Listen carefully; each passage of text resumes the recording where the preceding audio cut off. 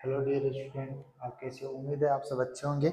और अपन अब जो दूसरी सब्जेक्ट लेके आए हैं पॉलिटिकल साइंस, उसमें अपने जो चैप्टर चल रहा था समकालीन दक्षिण एशिया चल रहा था। उसमें अपन ने जो लास्ट टॉपिक पढ़ा था दक्षिण एशिया की राजनीतिक प्रणाली, यानी दक्षिण एशिया के जो 6-7 देश आपने पढ़े थे अपने टॉपिक में, उन देशों की राजनीतिक प्रणाली अपन ने पिछले टॉपिक में पढ़ ली। और आज अपन लेके आए हैं दक्षिण एशिया के की महत्वपूर्ण घटनाएं क्रम वाइज, यानी दक्षिण एशिया में जो महत्वपूर्ण घटनाएं घटी है उसको अपन क्रम वाइज पढ़ेंगे 1947 के बाद की। ठीक है, वापस समझा रहा हूँ कौन सा टॉपिक अपने दक्षिण एशिया की महत्वपूर्ण घटनाएं 1947 के बाद, यानी दक्षिण एशिया के जो देश है उन देशों की महत्वपूर्ण घटनाएं। सबसे पहले अपन बात करते हैं श्रीलंका देश की। श्रीलंका देश की, जिसको 1948 से पहले सीलोन बोला जाता था। 1948 में श्रीलंका को आजादी मिली और सीलोन से यह क्या बन गया, श्रीलंका। वापिस समझना, श्रीलंका को आजादी कब मिली? 1948 में। ठीक है, और जब आजादी मिली थी उससे पहले श्रीलंका को बोला जाता था सीलोन, और उसके बाद में आजादी के बाद में सीलोन को क्या बोला गया? श्रीलंका। उसी वर्ष 1948 में कश्मीर विवाद को लेकर भारत और पाकिस्तान के बीच में क्या हुई थी? लड़ाई हुई थी। वापस उसी वर्ष यानी 1948 में ही कश्मीर को लेकर भारत और पाकिस्तान के बीच क्या हुआ था? युद्ध हुआ था। और जब कश्मीर के राजा थे वो पहले तो स्वतंत्र रहना चाहते थे, लेकिन पाकिस्तान की तरफ से जब आतंकवादी आए और उन्होंने कश्मीर पर आक्रमण किया तो जो कश्मीर के राजा थे उन्होंने भारत के तत्कालीन प्रधानमंत्री से सहायता मांगी। ये अक्टूबर 1948 की बात है। अब अपन बात करते हैं 1954 और 55। वैसे अपन को पता ही है कि 1945 से लेकर 1901 तक आपके शीतकालीन युद्ध चल रहा था। शीतकालीन युद्ध चल रहा था और उस युद्ध के समय पाकिस्तान में दो सैन्य गुट बने। उस समय दो सैन्य गुट बने, उन गुटों का नाम था सिट्टो और सेंटो। 1954-55 में पाकिस्तान ने दो सैन्य गुटों सिट्टो और सेंटो की सदस्यता ग्रहण कर ली। उसके बाद में अपन बात करते हैं 1960 में। 1960 में भारत व पाकिस्तान के बीच सिंधु नदी जल समझौते को लेकर हस्ताक्षर हुए। वापिस क्वेश्चन अच्छा है। सितंबर 1960 में भारत व पाकिस्तान के बीच सिंधु नदी जल समझौते को लेकर हस्ताक्षर हुए। और 1962 में भारत व चीन के बीच में क्या हुआ था? युद्ध हुआ। उसके बाद में 1965 में भारत व पाकिस्तान के बीच में युद्ध हुआ। दक्षिण एशिया की जो महत्वपूर्ण घटनाएं थी उनमें अपन नेक्स्ट आगे चलते हैं कि 10 व 11 जनवरी 1966 को 10 व 11 जनवरी 1966 को पाकिस्तान के नेता अयूब खान, पाकिस्तान की तरफ से थे अयूब खान, और भारत की तरफ से थे लाल बहादुर शास्त्री। वापस रिपीट कर रहा हूँ, 10 से 11 जनवरी 1966 को पाकिस्तान के नेता थे, पाकिस्तान की तरफ से अयूब खान, और भारत की तरफ से थे लाल बहादुर शास्त्री। इन दोनों के बीच में ताशकंद समझौता हुआ। सीधा सा क्वेश्चन बन रहा है कि ताशकंद समझौता कब व किस किसके मध्य हुआ? इसमें व्यक्तियों के नाम भी मैंने ऐड कर दिए हैं, देशों के नाम भी ऐड कर दिए हैं, और डेट भी डाल दी है, और कौन सा समझौता है ये भी मैंने ऐड कर दिया। और इसी वर्ष शेख मुजीबुर रहमान ने पूर्वी पाकिस्तान को, शेख मुजीबुर रहमान ने पूर्वी पाकिस्तान को ज्यादा अधिकार दिलाने के लिए 6 सूत्री प्रस्ताव पेश किया। अब बात करते हैं कि पूर्वी पाकिस्तान है क्या। एग्जाम्पल के लिए ये है आपके जो भारत है, तो इस साइड वाला जो एरिया था उसको बोला जाता था 1971 से पहले पश्चिमी पाकिस्तान। और इसको बोला जाता था पूर्वी पाकिस्तान। तो अभी जो यह बात करिए इस क्षेत्र के लिए बात कर रहे हैं। तो इसी वर्ष यानी 1966 में शेख मुजीबुर रहमान ने पूर्वी पाकिस्तान को ज्यादा स्वायत्तता या ज्यादा अधिकार प्रदान करने के लिए 6 सूत्री प्रस्ताव रखा। नेक्स्ट आगे बात करते हैं।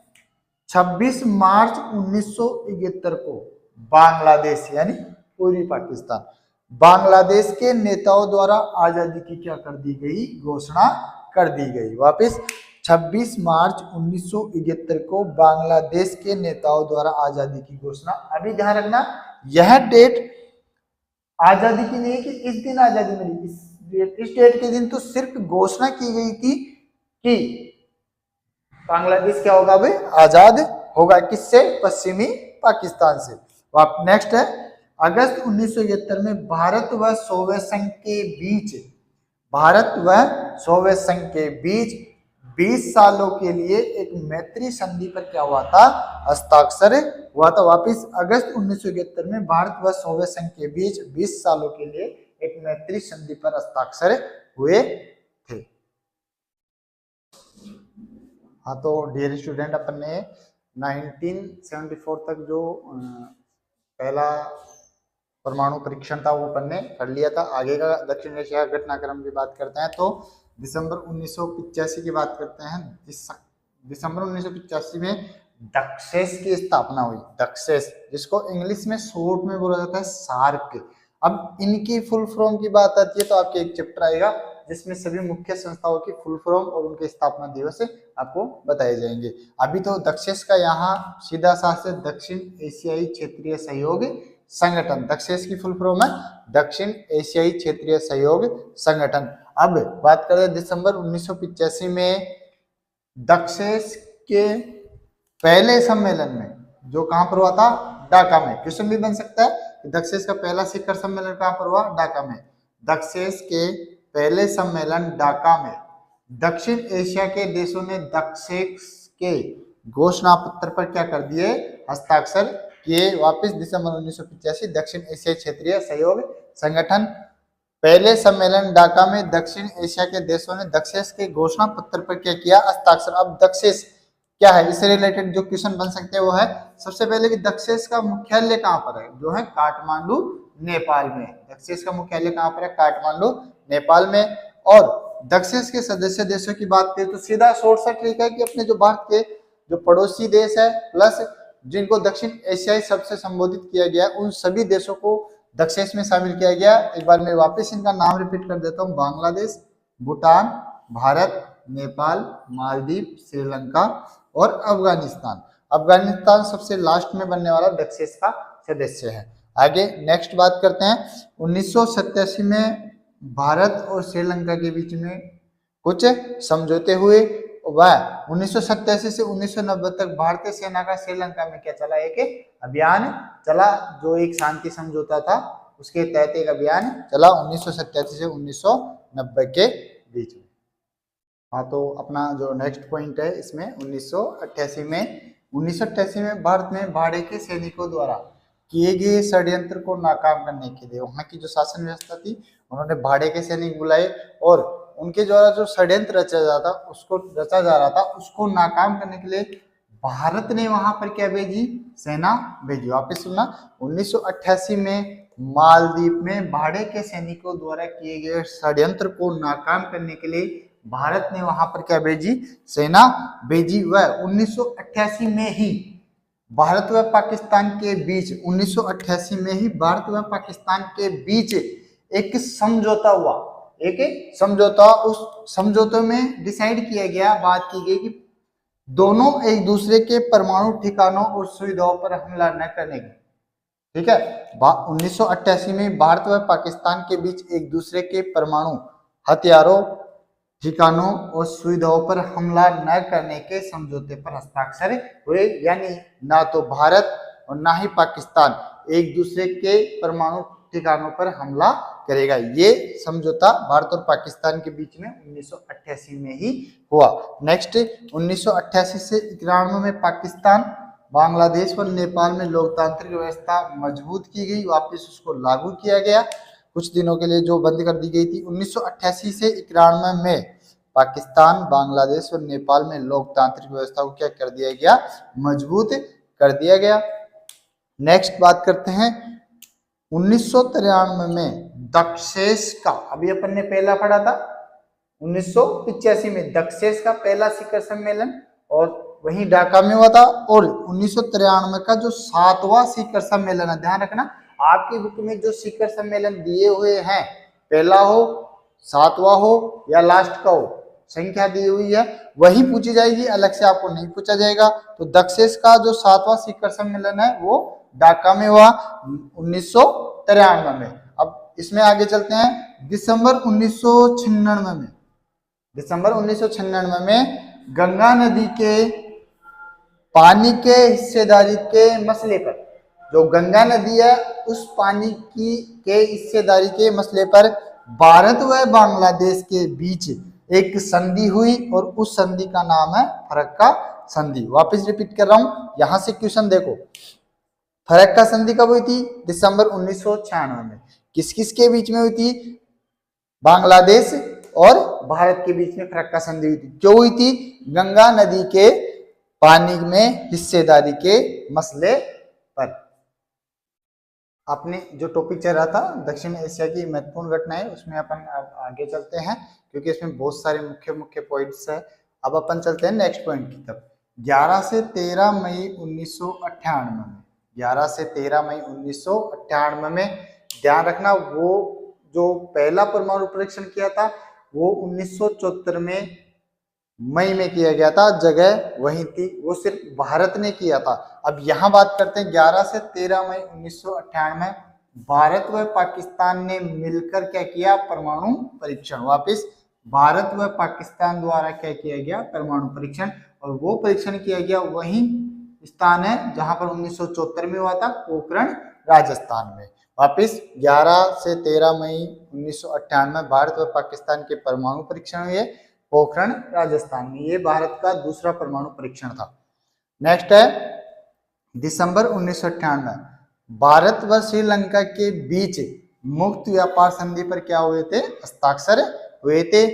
दिसंबर 1998 में भारत व श्रीलंका के बीच मुक्त व्यापार संधि पर क्या हुए थे, हस्ताक्षर हुए थे।